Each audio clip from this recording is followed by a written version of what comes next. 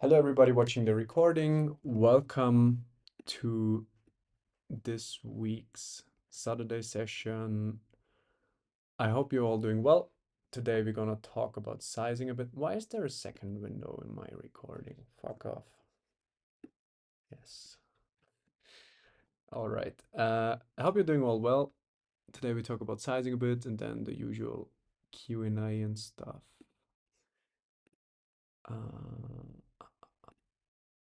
Now the right mic should be recording. Okay, good. I'm gonna share the screen.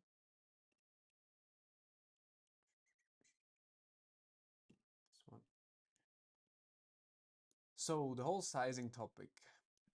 Your question was an important one, simply because um, this is usually leading to a lot of confusion.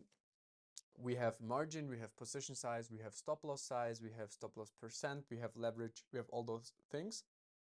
And all those things come together to build our position. And let me make this a little visual today. We are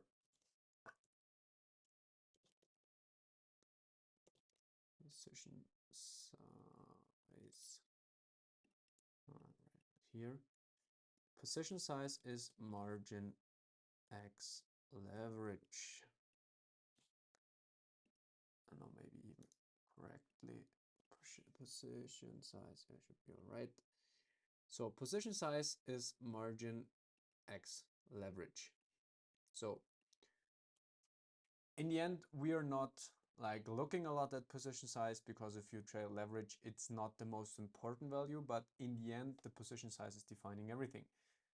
Why is that? So position size is margin x leverage. Margin is the amount of money you need to open the position and to maintain it.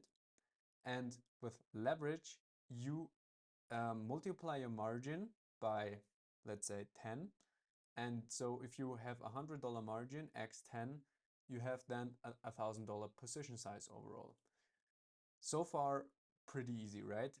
Then, if we now set up our stop loss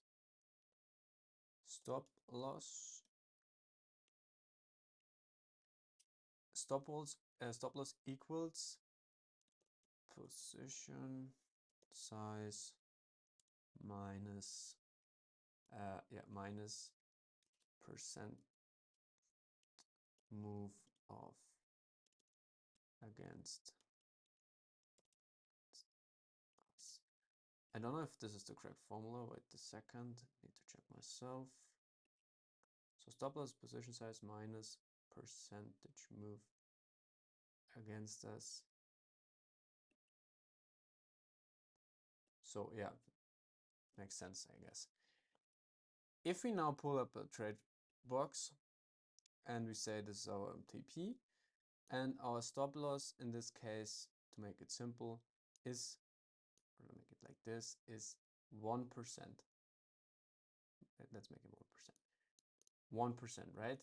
So a 1% stop loss, ignore the 0.13, it's not about perfection here. So this means if our position size, as in this example, is $1,000 minus 1%, which then equals, in this case, 1,000 divided by 100, so it's $10, right? So far, so good. This is your percentage loss. It's 1%. With this stop loss, it's 1%. It doesn't really matter how much margin you use, what the leverage is. If this is your trade box and your position size is $1,000, you about to lose 1% of the whole position size, right? This is like how you would set up a trade without leverage, and this is basically still how the whole leverage trade works. But people get confused because of the whole margin aspect. Because if you have $100 margin, like in our example, x 10 leverage, it means the $1,000 position size, right? So you open up your position with a $100 margin, x 10x, x 10x, which is a $1,000 position size. Oh, okay. Hello Victoria, by the way. Thanks for calling this out. Discord is doing this the whole day and all of my calls so far. So please just point it out to me. I have the chat window open, so sometimes I see the chat better than my stream window. So just point it out. It's Discord. So again, $10 margin. It stopped again. Please don't do this to me today, Discord. I think if this keeps on happening, I'm looking for a different platform to do this all. No way, go away. Why is it doing that? Here's Tradebox. And maybe I need to change the resolution a bit in order to make it work. Sometimes that's the problem. So 720 is still all right, I guess, for today's topic. The letters are big.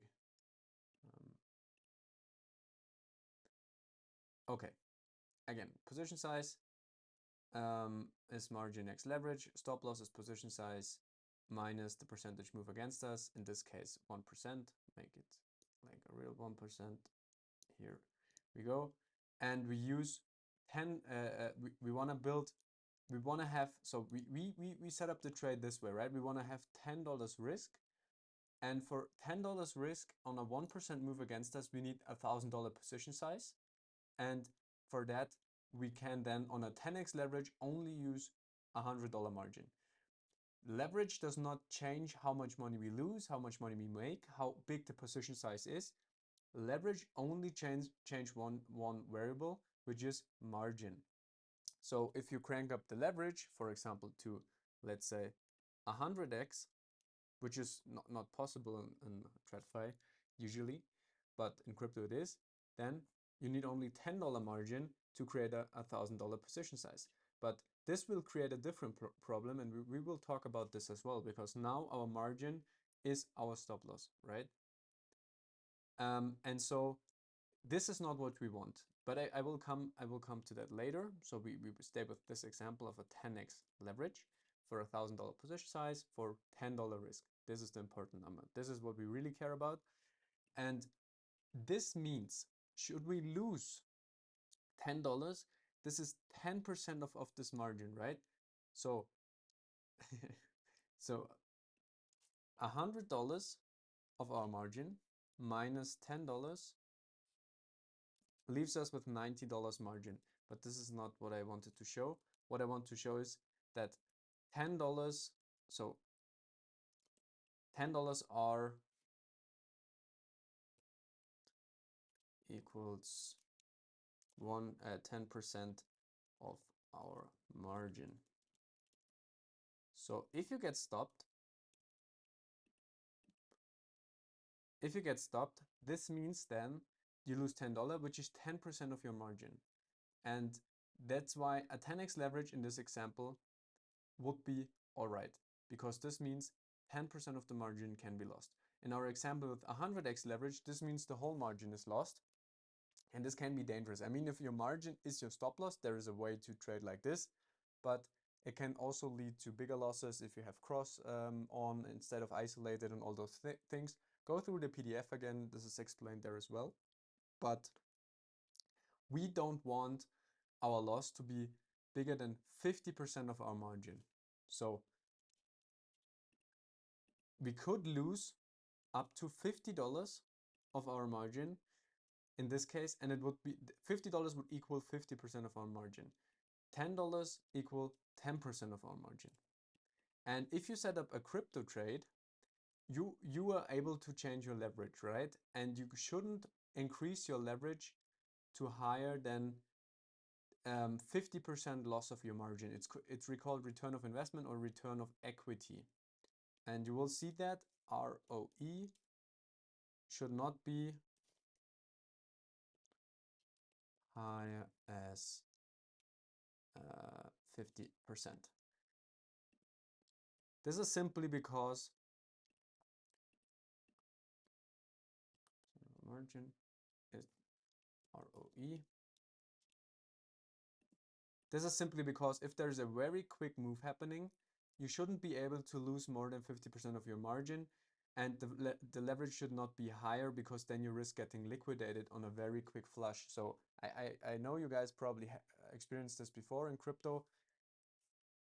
Moves tend to happen quick sometimes, and then it could be the case that it's not executing your stop loss and directly hitting your margin limit, and this means $100 lost instead of $10 if your leverage is too high. So for example, if you crank up the leverage to 100x, in this case, we only need $10 margin, you would lose $10 immediately. If you crank it up to 50x leverage, you will need $20 margin, right? 20x 50 is $1,000 still, and with 1% loss. So this never changes, right? We want to trade. I see the stream is closed. You want to have like still the same position size in the end. That's why I say it's all about size. And you always have the 1% stop loss. So those numbers are fixed, those three numbers. This never changes. If you change the leverage, the only thing that changes is the amount of margin you use. So the benefit of leverage is that we need less money to open a position. We need less money on exchanges, on brokers or whatever, which is also a risk management tool, especially in crypto, because exchanges just get hacked or whatever kind of bullshit. And so you don't want to have a lot of money on those. And that's why using leverage can be a risk management tool. And in this case, 50x leverage is the maximum amount of leverage we want to use, because it equals 50% of our margin. This makes sure that we cannot be liquidated that easily, because 50% there is still a lot of room, because you need to understand that if you crank it up to 50x leverage, the maximum amount of percent the move can go against you is 2%. Makes sense, right? So this on 50x, it's not possible to go more than a 2% stop loss, simply because 2% x 50x leverage is already 100%. So the whole position is gone then. And there are people there which are trading like with margin is stop loss, but I don't think that's a wise way to go. That's why we have our stop loss is also predefined. We cannot change it. We can't change the leverage. And in our 1% stop loss example, we want to go for 50x leverage. So far, so good. This is like the basic math behind our positioning. And as said, the most important things are those three. And the biggest important one, the most important one, is you defined risk, the $10 risk. Why is this the important one? Because let's imagine, so in this case, we say 10% equals 1%, $10 equals 1%, which then means our account is $1,000. This is also important stuff. So let's make it in the box. We assume we have $1,000 trading account.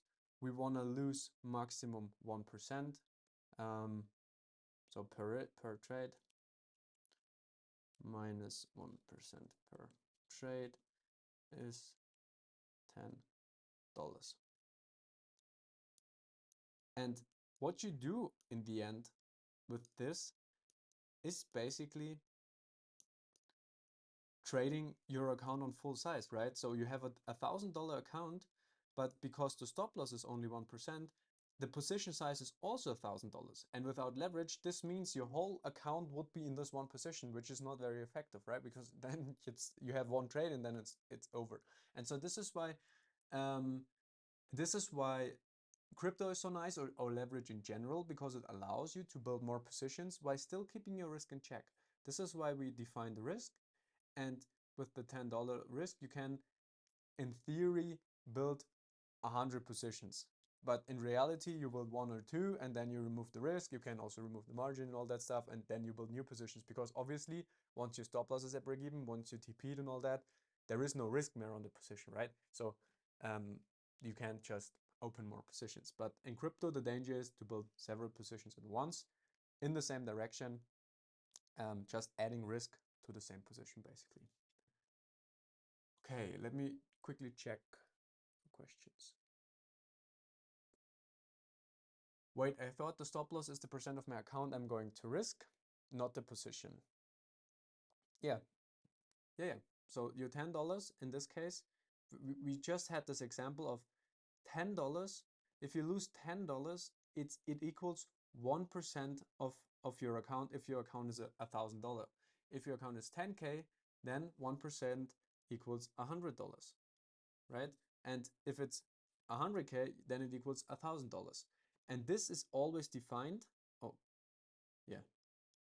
Sorry, no, this is the wrong box. So we have here, let's imagine, so this always stays the same. Let's imagine you have a 100K account, you just add zeros. Then 1% is $1,000. This is what you do every time when you pull up a trade. You say, okay, good, my account is 100K.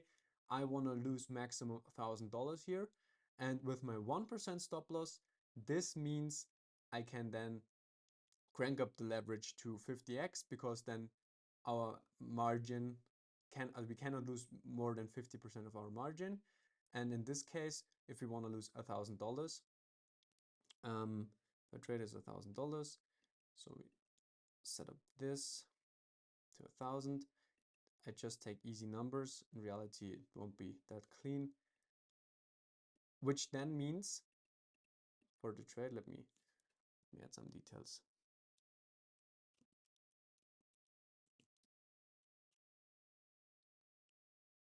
Position size minus 1% stop loss equals $1,000 risk.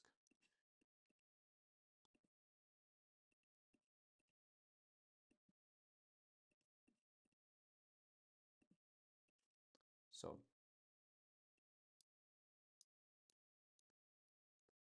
this is how you risk. So this is the important one. This is the number you focus on, because this is the amount of money you want to lose with this trade, maximum. The 1% stop loss is in this case defined here. Obviously, if you have a setup of 2%, this number here changes to 50K, right? Because the risk still should be the same. It's just like a formula. And this is like, if your account is 100K, 1% is $1,000. So your 1% is this. And for building the position size of 100K with the 1% stop loss, for our example, the margin and everything would change, obviously, because then it means we have 2K margin. And in this case, $1,000 is still 50% of our margin return of investment. Yeah, sorry, the damn fucking Discord stream. It annoys me all day already. So I know it sounds complicated, and in reality, you don't even need to think as much about it, but it's good if you understand the whole thing on a deeper level, because this will make you able to improvise. And for me, for example, I'm a person, I want to understand what I'm doing, and so I want to understand the tools I'm using. And so I thought about this for once, and then I understood it, and then obviously I can just adapt if the situation changes. But you can now ask questions, obviously, but I will go over it one more time, and then you can still ask questions. But I think this is the best way I can explain it. So as said in the beginning, this is what we really trade, right? Our whole position size. And the position size in leverage trading is made out of margin and leverage. If you're trading spot, if you're trading like 1x, your position size is your, like, is the money you put in, no leverage, no nothing. Simple, right? And if you have then 100K position and price moves 1% against you, you lose 1K. Simple as that. But with leverage, we don't build bigger position sizes, we use less margin. The only thing we really change are these two things, and we still don't want to lose more than 1K in our example, right? We still don't want to lose more than 1K. So we change our leverage and our margin, but not our position size, because it's still 1% against us. We can just use the leverage to use less margin. Less margin means we have more money that we can use again. This is the advantage of leverage. Can be a risk management tool if you use it like that. So our stop loss, as said, is our position size, in this case 100K, minus the percentage move against us. 100K minus 1% is then our $1,000 risk. And this is predefined. We cannot change it. This is like written in stone. It's 1% of our portfolio always. So let's move this here. And let's make it a little more ordered, in order.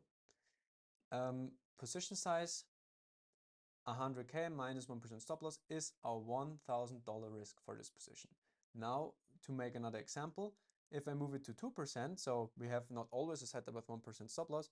If I move it to 2%, a 2% stop loss should still equal $1,000 risk. So we cannot change those two, because the chart is telling us how big the stop loss is. Our portfolio tells us how big the risk is. The only thing that changes then is the position size to 50K, because in the end we still want to risk 1%. The stop loss is 2%, so we need to adjust our position size. And we do this by using less margin and less leverage in this case, because as said, the stop loss is bigger. And so we end up with less position size, but the risk stays the same. And that's why it's wise to look at this like a mathematical formula, because then you just change variables, right? And in this case, this is our account size.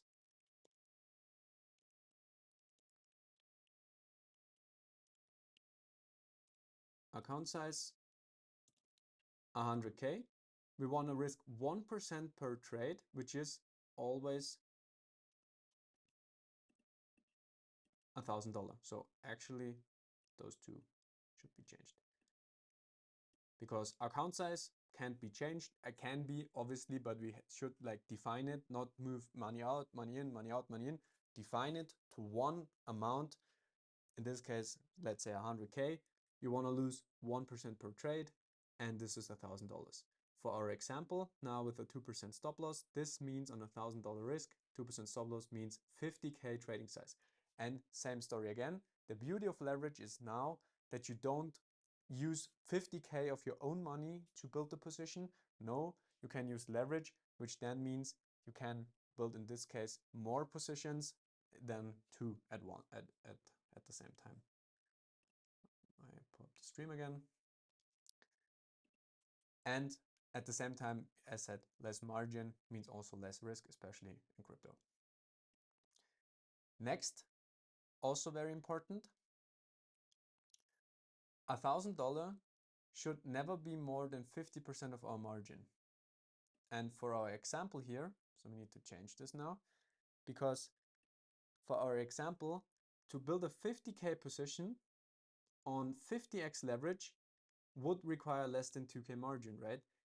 But we have a 2% stop loss now. If I put on this trade with 50x leverage, this means it's 100% of our margin. We don't want that. We don't want that. We don't want to get liquidated.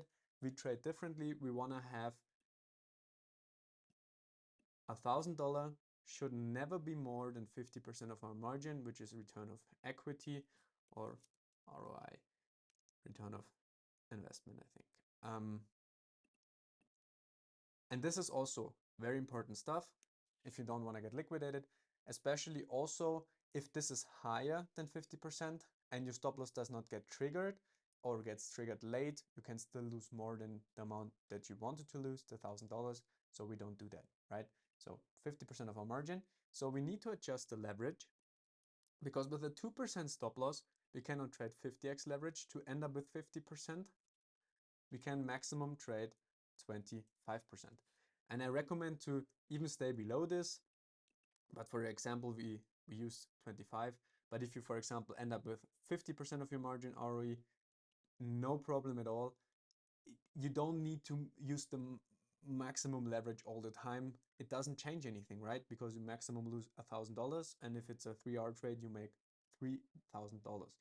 So cranking up the leverage might look nice for the P&L cards and everything, but it doesn't really change the actual numbers. So we, for a 25x leverage, we then still have 2K margin to build a 50K position. Makes sense, right? And ROE should not be higher than 50%, should actually be here.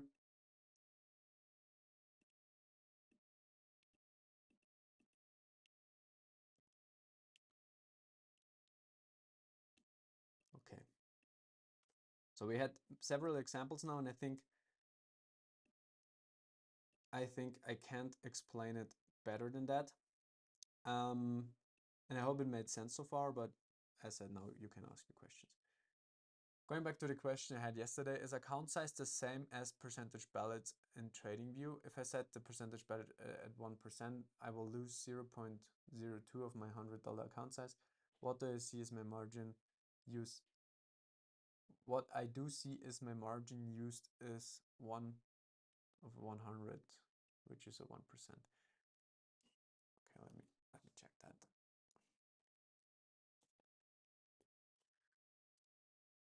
I never really traded on TradingView, so I have no experience with the program itself, but let me check. So you have 50 units and 1% balance. The leverage is 50 to 1. Lot size is 1. Trade value, margin used, 1 of 100. The lot size is important. Would be interesting how much one lot is. And one pip value is 5. Can you change the pip value? So what I like, I don't know if this is possible on TradingView, but what I like, let me pull this up for the record thing. Can we see this now? Oh, it actually froze the whole time. What the fuck? Why didn't...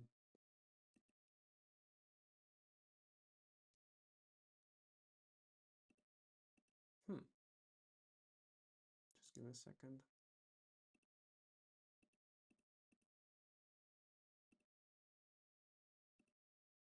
I think it froze in the beginning. Yeah, so much to that.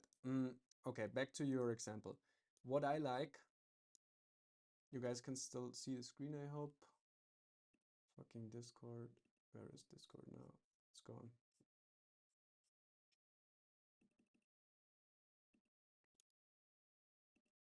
I can't see Discord anymore.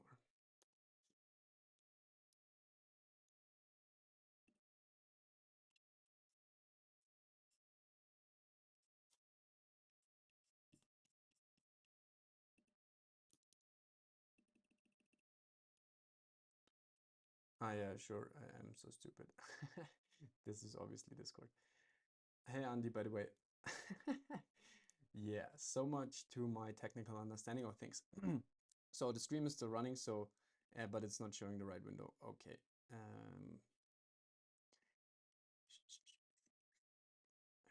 Start entire screen, screen 1. So now I can pull this up, and you guys should be able to see the screenshot, right?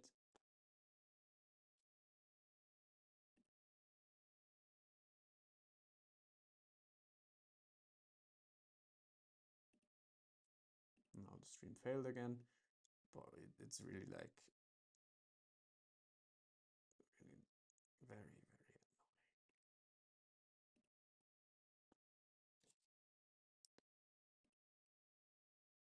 Okay, so you can see the screenshot.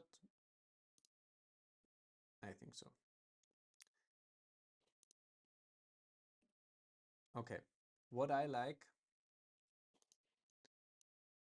you can change this from pips to dollar amount, because usually I set up my exchanges, and you can do that with crypto exchanges, you can do that with most TradFi exchanges, or I definitely know you can do that with Interactive Brokers. And I just changed this to the amount of dollar I'm losing with my stop loss. Because in the end, as said, this is really the only thing you care about. You don't care about pips. You don't care about, in the end, you also shouldn't care about how much margin is used. I mean, in this case, it's nice because the leverage is quite high. And so you only need very small leverage. But you should see here, and best without using a calculator, um, to see like the amount. And this could also be the percentage balance, would then mean the percentage balance of your $100 means you use $1 margin, as it seems, on 50x, which means the position size is $50. And now it would be interesting how much percent your stop loss is. In this case, it's probably even below 1%. Yeah, here it's minus 0.02. And so this percentage balance uses then this as margin x your leverage. So back to our example, you have fixed leverage here, which is 50 to 1, means a 50x leverage. You set up $1 as you set up 1% of your account as margin. Is the stream still running? Okay. $1 of your account as margin x the 50x leverage, meaning $1 x 50 means $50 position size. Now what's important for you to know is how big is your stop loss. In this case, if it's 2%, 2% of 50 is 50 is $1, right? Am I correct? Moving it to, yeah, it should be $1. And now 2 should be, no, it should be $1. Yeah, it's, or damn math. 50 divided by 100 means 0.5 x 2 means 1. Yeah, it's $1. So for a 2% stop loss, it means $1. Probably your stop loss is way smaller, because it's, yeah, it's Forex.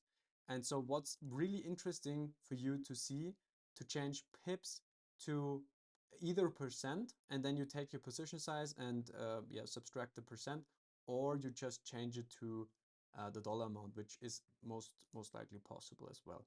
And then you don't even bother about your margin, about that, because leverage is fixed. You don't even use this. You just pick units that this amount equals $1, which is in your case correct on a 2% stop loss. But as said, I don't guess it's a 2% stop loss. So your risk would be 2 cents now, which is not 1%.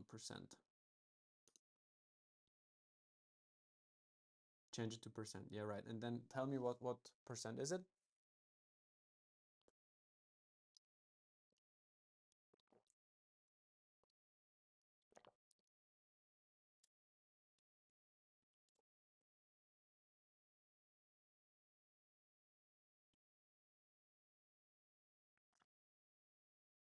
Hello, Foss. Nice to have you.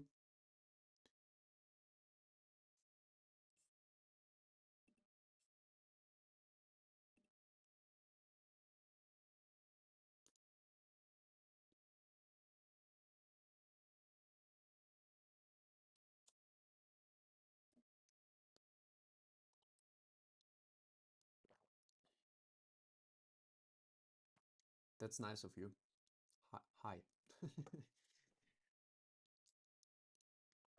Yeah, so as said, Aristo, I'm pretty sure that your stop loss is way smaller than 2%, because this probably TradingView is showing you here what amount of money you're going to lose. Most likely this is the value. So you obviously should play on more size on this play if you want to risk 1%. Then it should not be 1% margin, but 1% risk. I should do, should I do percent in TP as well as percent of stop loss? Uh, yes. I mean, if you like pips, you can also look at pips, but I don't see a big advantage in like adding another layer of complexity. So I would just go for percent on everything. Makes the most sense to me, but whatever helps you. And I also, for example, if I set up my orders, I usually set up a stop loss and I don't even set up a take profit. So I know where my take profits are. I have my alarms and I usually do them manually. Um, but as said, this is all up to you. This is a personal preference. But what you should see here is either the percent or the amount of money you lose. And I guess, as said, this is the amount of money you're going to lose. If you can't show it here, then you look at the percent here and take your margin, in this case $1, x 50, which is then $50 minus the percent that is here, and then you have your risk. But as said, I think you should also be able to change this to dollar. Oh, the damn stream ended again. What is this? Why is it doing that today? Why is it doing that?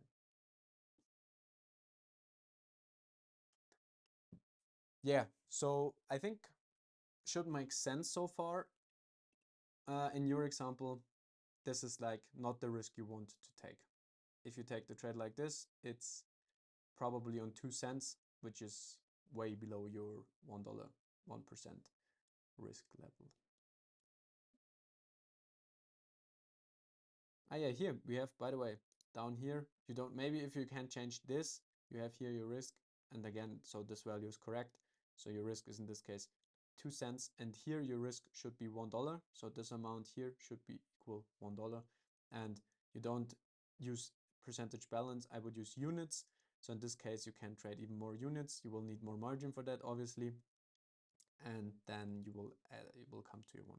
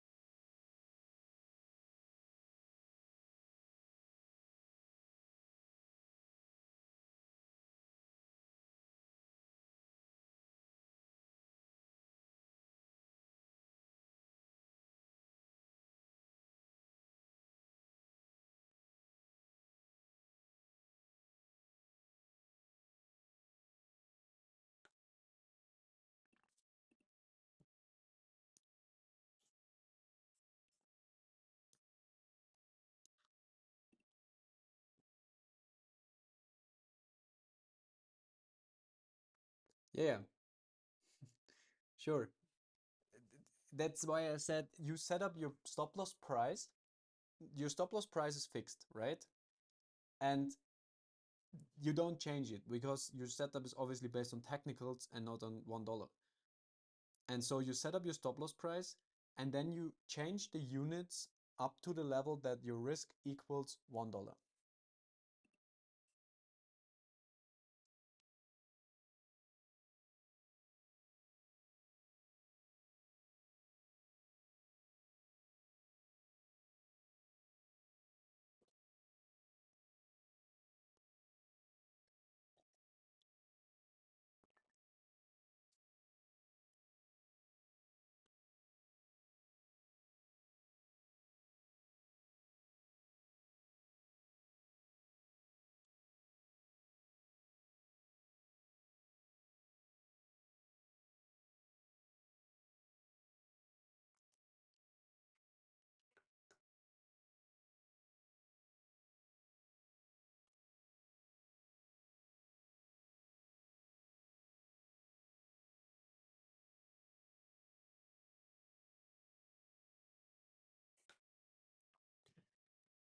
I have a question regarding, people can see, should be able to see, no, they can't. Why is the damn window of the screen recording freezing all day? Did it again. I think it has something to do with me starting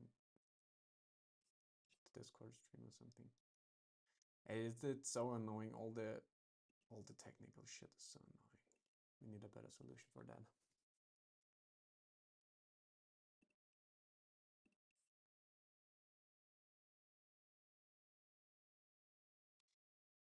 Yeah, Victoria, I will go over your question just to finish with Aristo. Um, as said, make a screenshot of this. I hope it was understandable so far, but this is everything you need to know. And there are fixed values, so see it as a formula, and you have fixed values which you can't change, which is your account size, 1% per trade, 50% of your margin, which in your case you can't change the leverage anyway. So your stop loss shouldn't be more than 2%. So if your leverage is fixed at 50, your stop loss should not be more than 1%. And if it goes above 2%, you're obviously like getting liquidated even earlier, which is probably not possible. So I guess they will block you doing this. But if your leverage is fixed, then you can't go higher than 1% stop loss. But you won't need that on Forex anyway. And the other ones, so you have fixed ones and the other ones which you can change and which will change because of your stop loss, wideness, and all those things, they are affecting the other numbers which are changeable. And as said, best case, you see it as a formula and you just repeat it, play on low size like you do, and learn the whole execution part.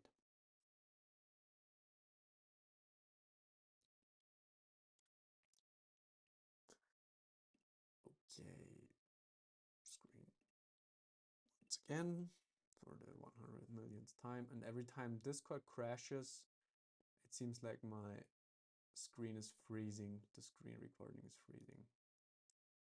It's lovely.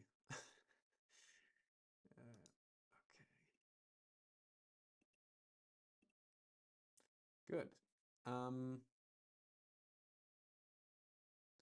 Question regarding stop loss and multiple trades in same direction. I have basically 3 levels in mind where price will go. First level is really optimal. I thought to set risk at 1%. Then I have a second level is also optimal, but price can wick higher. That's why I thought of separate entries. In this case, I either can set really big stop loss or separate by 0.5% on each.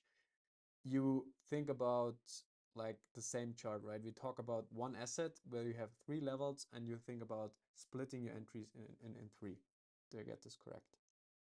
So in the end, should I count my stop loss as 2% total since I have different entries, but in the same direction, or should I trade it separately? Sure, no worries, will help.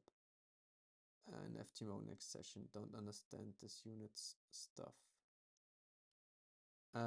Yeah, for the units you need a calculator, and especially for FTMO, use the calculator. Yes, so if it's the same position, you can definitely scale in, and if it's an optimal level, I do this a lot of times to say, okay, I don't want to get front run on the best entry, but I have a best entry, but I don't want to get front run. And what I do is I have my first potential front run order. Let's say I want to risk 1%, and then my first order would equal like 0.2% risk. Next, on the most optimal area, I would probably risk then 0.5%. And then I leave another one for scale even higher if it's coming. And then I have obviously another 0.2, 0.3%, which I can put in above my optimal entry, maybe getting even a better average. And this is how you can better your average. And this is what I show many times. If I take a position, I enter at the first level, I enter at the second, and maybe even a third one. And maybe I'm able to better my average like this, which then tightens my stop loss, betters my R. And if it's not going that high, I'm still exposed on the idea.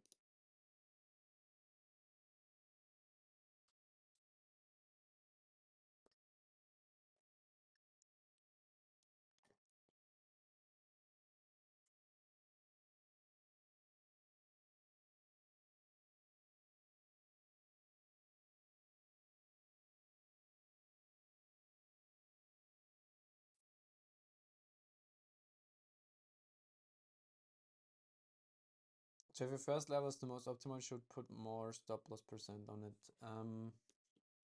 Not quite sure if I get that, but if this, for this example here, we have the daily one and we have some minor ones above. I enter here, for example, on 0.5%, and then I enter on 0.5%, and then I enter on 0.2% or something, because the tighter the stop loss get, the more risky it gets, but the better the average is, and so I get more position size here for less risk. And in this case, yes, my biggest order would be the lowest one. Yeah, for example, 02, 03, 04. Every level is different, and also your execution is different. And I have a different risk profile than you because, for example, I'm sitting in the short already, and all of those things matter as well. But to make it simple, if you want to have on this whole trade idea, if you want to have 1%, split them up in a way that makes sense, that you can better your average, stay like adaptable, and still be exposed. Should just the first one get hit, you're exposed. Should all hit, you can better your average. So don't scale in too much too early. If you want to have 1%, don't put 0.9% at the first one and 0.05 at the other two, but make it reasonable. But it seems like you got this already.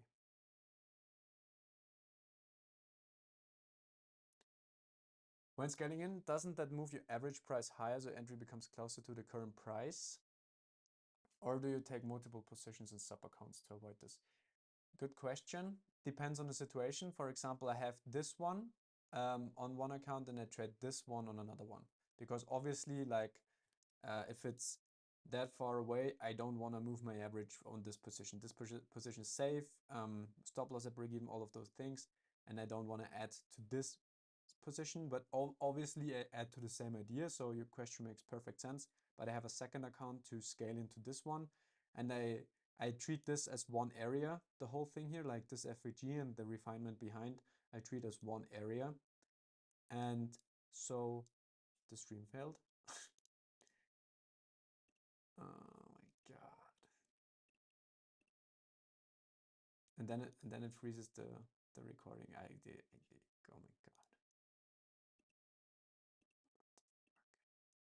Okay. Yeah, should be okay again. Where was I? Yeah, second account, different position, not moving this average anymore. Don't do that. It gets confusing, it gets annoying. And obviously this one is, for example, on 20x leverage. And if I want to play this one, I can play on 20x leverage. And so also consider this. And I better the average on this one and be maybe in the end be at like 10x leverage or something.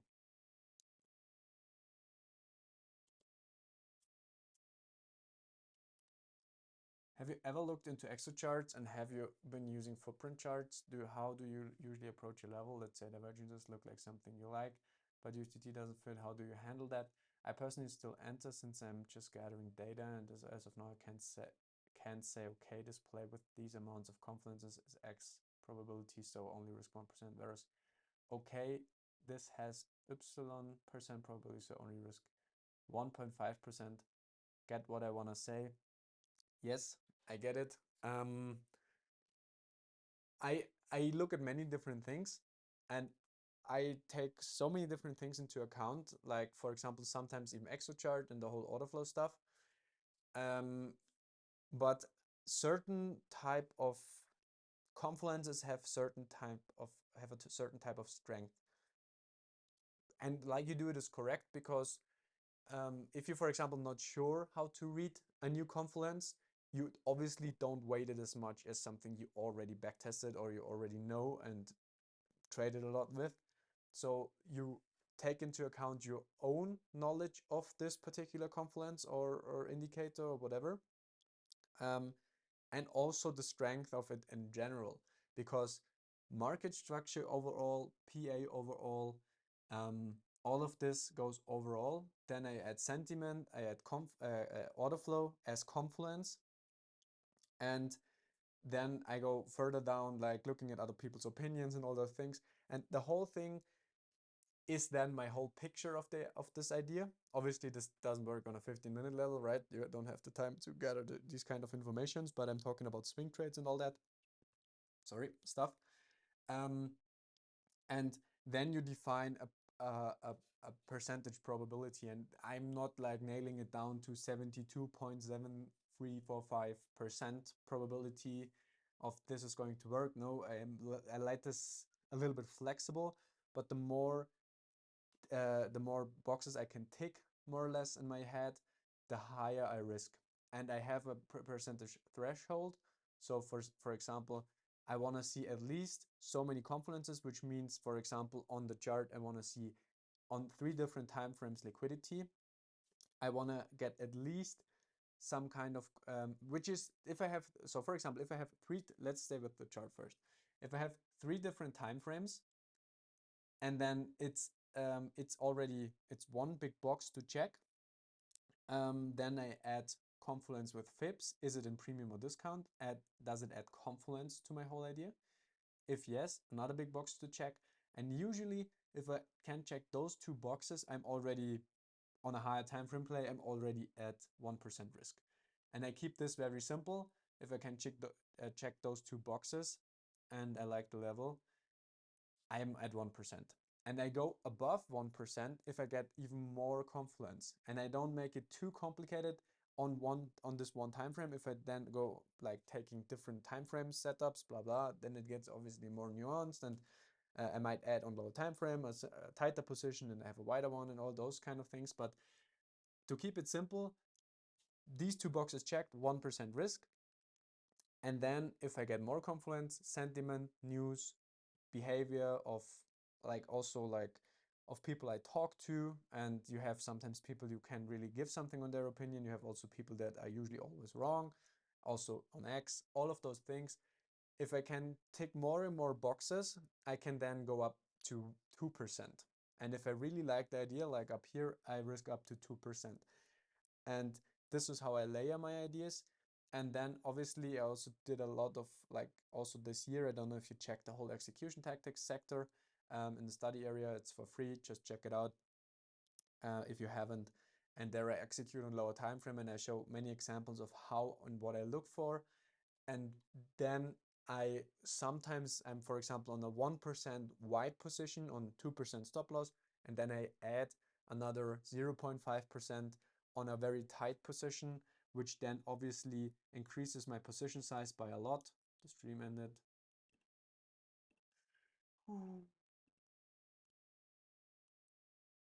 Yeah, we're back. Oh no, the recording. Just a second.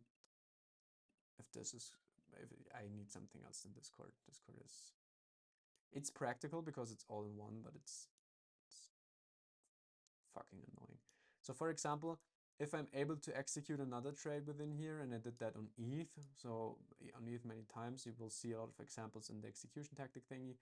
It's basically the same idea. And let's say I want to risk up to 2%. I'm on this one, I'm on 1.5%. And if I have like the patience and all that, and the time and the will, I can try to get into something like this on lower time frame. And obviously, because of the tighter stop, I can then play with bigger size. I can then play with bigger leverage, and still risking then 0.5% more on this one particular idea. Does it make sense? Because this is, I think, the best way I can explain it. Makes sense? Good. And in general, as said, to keep it simple, have some boxes. You can write them down if you wish. I have like what I'm looking for in my head. And if I can tick those 2 major boxes, technicals, I'm already at 1%. Keeping it simple for swing trading, because otherwise the sizing can make problems. If you then size up your losers, size down your winners, because the market like punishes you in the worst possible time. And this is like what happens a lot of times if people play around with size too much. So this at 1% is good to make my statistical edge work. And if I have the time and all that, I can then play around with tighter stop losses and adding to the same idea more or less.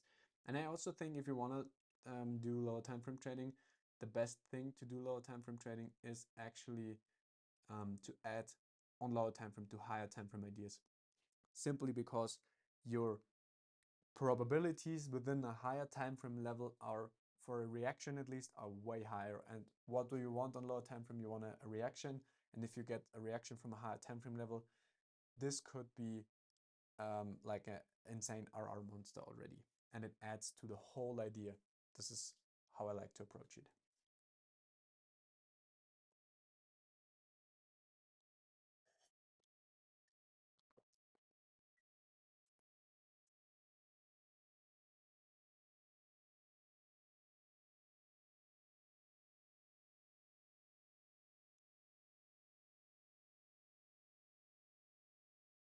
Yeah, exactly. You should exactly do it. So if auto flow is not your strength and you're not sure, this is what I meant. You have outer circumstances like the market, which you can't really control, and you have inner circumstances, and which is, for example, your knowledge about a certain topic. And if you learn something new, you either just backtest it or you integrate it very slowly. And by that I mean you give your own opinion to the whole topic less weight. And if you do that, you do it already correctly. Can also pull up, because I don't find it on the chart anymore because it's very old, but I can pull up the execution tactic stuff.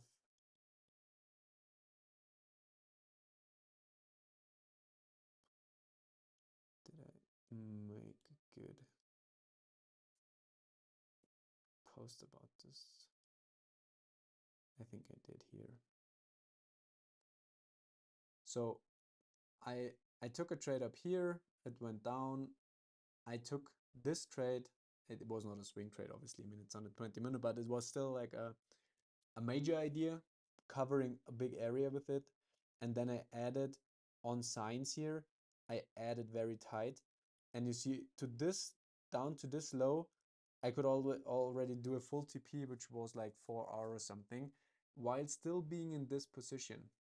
So I could still, and you see I could play one of them on very high leverage, probably this one, and I cranked up the leverage on this one. So I had many positions at once. Ah, yeah, this one is already closed, obviously full TP.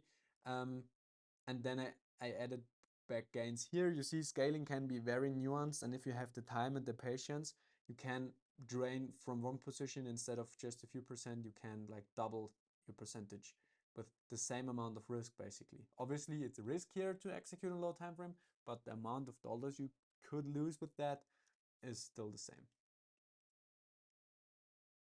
And here I hope, let me just check if the stream is still running, because if not,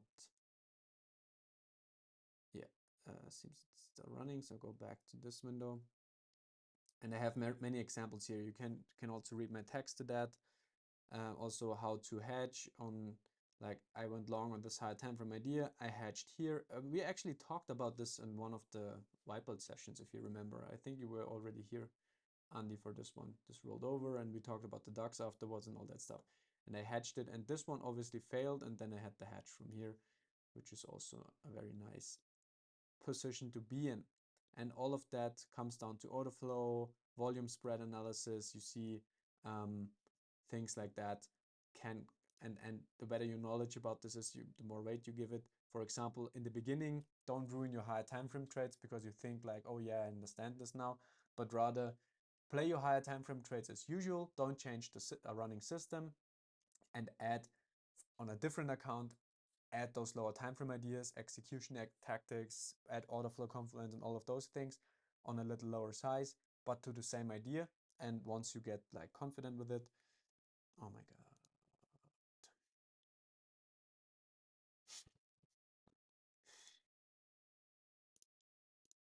this is not sustainable. I think I'm gonna restructure the whole stuff. Yeah, I saw you comment about YouTube already, and I also thought about this as well. I need to check this out. And I also think about making a website or something, going completely away from Discord. Because obviously I'm a swing trader and Discord is very empty since there are no more scalpers here, and it's not much going on. But what should I share? I mean, I trade maybe like 4 to 5 trades a week. And I don't gonna trade more just to make people excited and to like have more thrill in the group. I'm just gonna do my thing, but I think Discord is maybe the wrong thing then. But here, as said, I don't know if you saw this volume spread analysis. As said, you can everything you can find within the study area, everything for free. Not not as structured as the PDFs and that stuff, but it will be enough to dig then a little bit deeper into it yourself. As said, a lot of stuff to execution tactics, account sizing, all of that. So make sure to check it out. It's even for free. And yeah, so much to execution tactics. I hope this made sense to you. Just gonna check this. We had this already. Cool. It's actually incorporated in recently. Scalps and low time from place ads, but potentially still TP as a scalp without touching the high time for play. Playing two different accounts to not get confused. And still TP as a scalp, and this is exactly what you should do. Like, you remember my ETH example which I showed? TPing, full TPing this made me already 4R from this idea. And first of all, I either made already money, and if the big one gets stopped, a part of the stop is probably covered. If it's not getting stopped, it adds to my whole thing. And then I'm not like tempted to TP the big swing too early because I have a small one as well. So there are many advantages to that.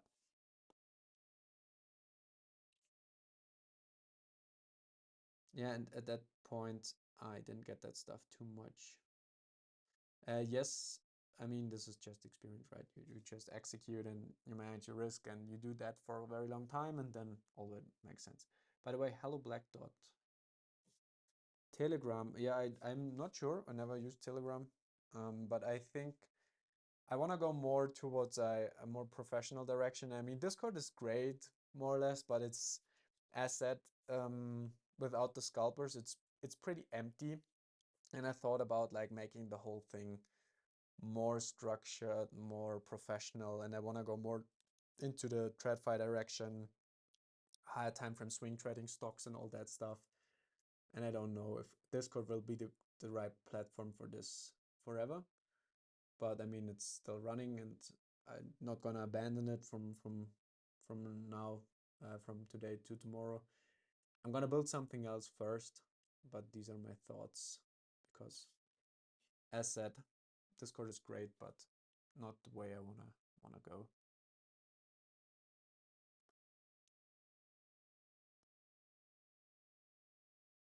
Yeah, full TP and you can re-enter another scalp just again. Yeah, exactly. So you can sometimes trade levels many times.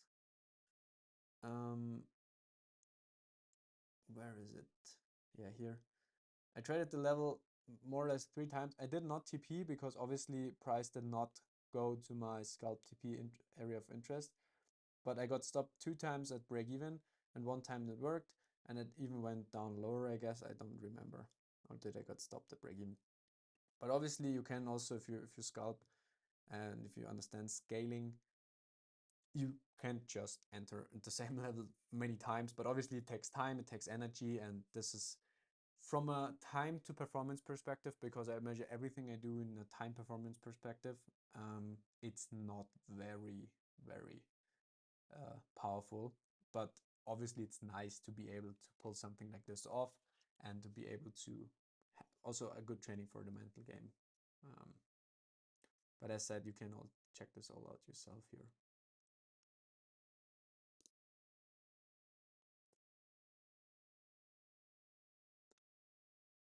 And see, you mentioned that you not use TradingView for placing trades. What platform do you use? Yeah, for crypto, I have crypto exchanges, and I just use them, and I, I do all on my phone. Um, because I think the browser versions of those exchanges, they are like very slow, and they they make my laptop very hot. And on my phone, it's more or less my phone is my execution device. Besides on TradFi, because for TradFi I just use Interactive Brokers. And obviously, when the last time when the screen froze, fuck me, I forgot to restart the recording again. Oh my god, I think this is the most annoying recording I've ever done.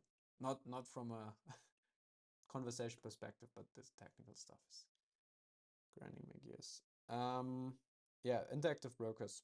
If you look for I mean, if you want to trade forex, it's probably good for. I think you said you go for Oanda or something. Might make sense for this. But if you want to trade stocks and ETFs and all that kind of stuff, Interactive Brokers is unmatched in my view. The amount of control you get and the interface and everything. I love it. It's the only thing I can say. And for crypto exchanges, I usually have Bybit and I have BitGet, but they are all pretty much the same. I try to keep my exposure low because I don't trust any of them.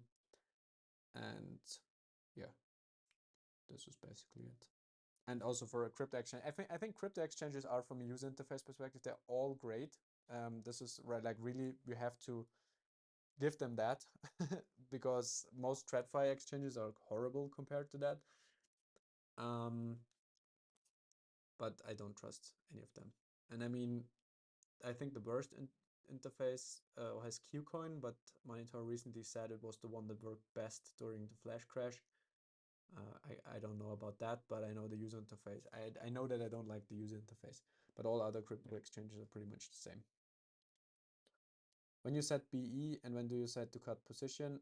I set my stop loss to break even once the first area of resistance is hit, and I cut the position based on many things, usually because of my ideas invalidated or because, yeah, I don't like to trade anymore and I try to not pay a full stop. Yeah, Black Dot, welcome back. I don't think we have met in the first sessions, but it's nice to have you back. Bye bye, Spectre. Have a great Saturday. Enjoy your weekend. Kraken worked well too, has a nice user interface as well. Yeah, might be the case.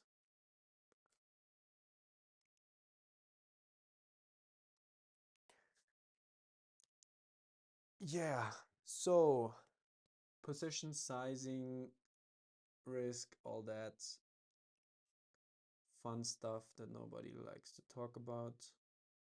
Here the little overview again. As said, try to internalize this. It's not as complicated as it sounds. I also made a post about this. We have it in a PDF and all that.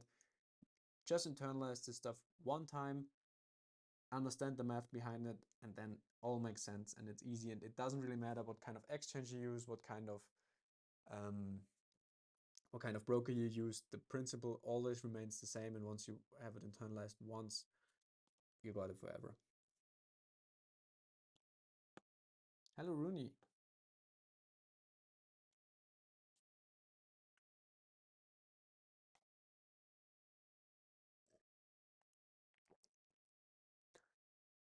Yeah, I think for the stream itself, YouTube would be right, would be nice. But the problem is I can't pull people onto the stage. But I could then set up a call and then maybe it could be that you hear that on YouTube. I need to try that out. But YouTube would probably work best for the streaming stuff. And as said, I think over the next month, maybe months, maybe I'm gonna restructure the whole MMA to something more professional, not Degen, Discord, emoji kind of stuff. As I said, I want to go down a different path, and I'm not a scalper, and so the Discord will seem empty most of the time. And also, a lot of people I talk to have issues with Discord, understanding it, like finding all the categories and that stuff. So if you're not, especially the ones that are not like from the younger generation, they're usually not that happy with Discord.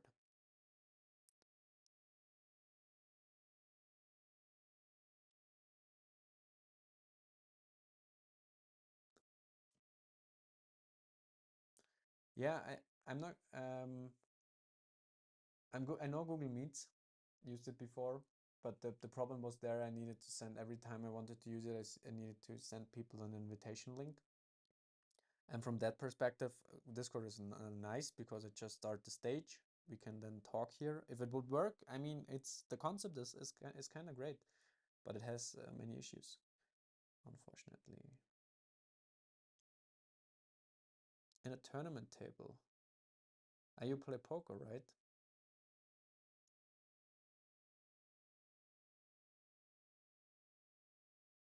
Ah, yeah. Nice. So all the best. Show them who's boss. Can also hear, is it like a cheat sheet? So your hand should never be more than 50% of your margin, right? Your bet, I mean.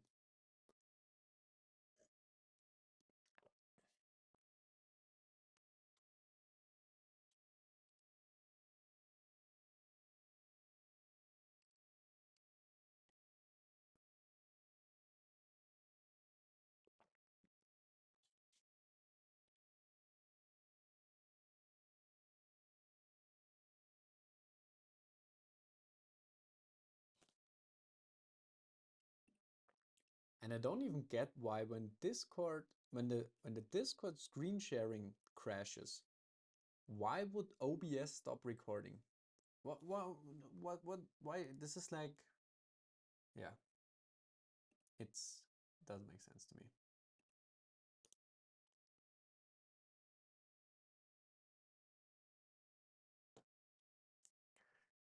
All right, guys, we have like 13 minutes left, so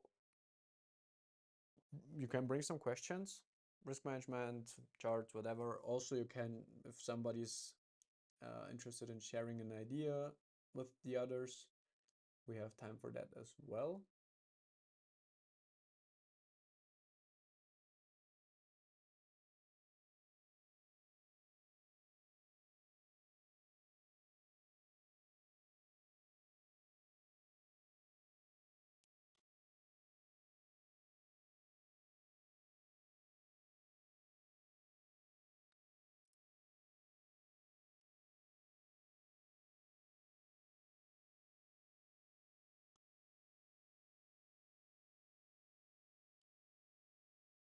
No questions is good.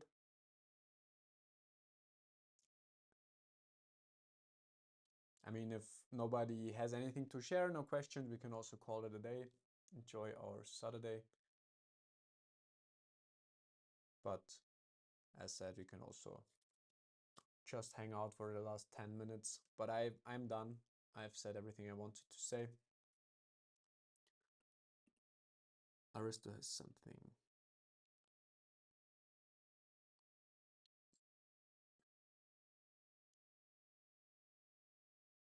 You seem to drain the Forex pairs kind of well.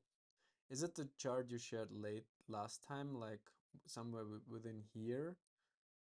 Is it this one? And it went down to your best case, right? We said like if this is the invalidation, it didn't invalidate your idea and it went to the best case. It's just, yeah, exactly. Yeah, looks good. And you see, at this, like if you look, we looked at the 2 hour or something, and it looked like, oh yeah, it's so strong, it wants to go higher, but it didn't. And it did not even take out this high, so there was no reason to panic or anything. Um, Played out perfectly. Nice trade, huh? And you went long here, as it seems, or was it just like TPing? No, I took the long. Oh yeah, looks good. Maybe a back to back. Time will tell. Let's update this next time as well. Interesting trade.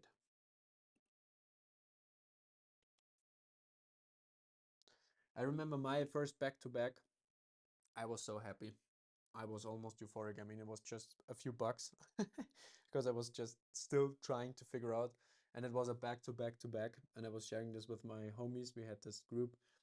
There also where I met Albert, and there are many of the famous names, almost the famous names of the Monitor community, and we shared a lot of ideas there, and we learned together 2 years ago, almost, no, 1.5, and it was my first triple back to back on like the 2 minute or something, and each of them like printed 3R, and I was completely out of my mind. And then obviously it was just like the levels work where I couldn't really change anything because the levels worked, and I just took the trades, and it was also like the market gods were on my side, but I remember it was amazing. So let's see if this is going to be your first back to back. Would be nice. and then you even share it live with us. It's always it's always like sharing a trade live. I think I don't know if you do that with other people, but if you share in a trade idea live, it's always more exciting even than if you just do it for yourself, I think.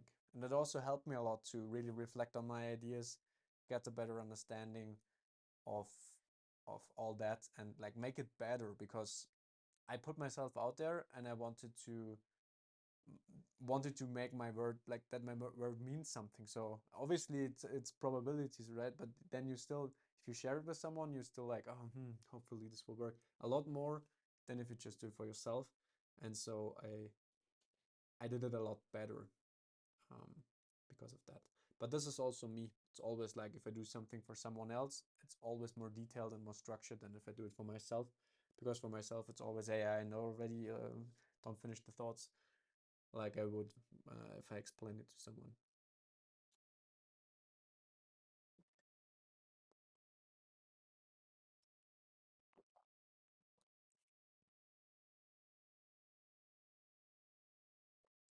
Yeah, that's great. As said, build a network, use it. You will see.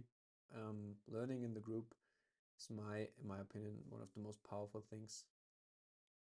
Help each other, yeah, taking each other accountable, all those things.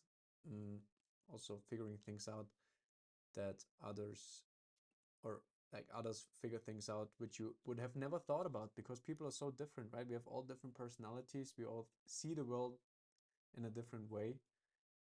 Um, and so it's very powerful to get other people's opinions on a topic.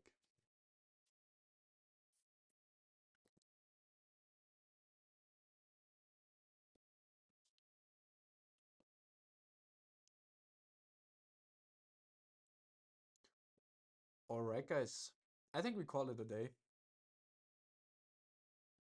If there's any emergencies or anything, now's the time. But I think we're good today. Was kind of an annoying stream. Maybe I have another solution till Wednesday. If not, I hope Discord works. Bring some autoflow stuff. Sounds great. I can also prepare something if you want to talk about autoflow. Um, Market mechanics, autoflow, psychology goes all hand in hand, I think. So we can in the next session make an autoflow session if you wish. Great. All right, guys. So thanks for joining in. I wish you all a great Saturday. Enjoy your weekend, and until next week. Bye bye.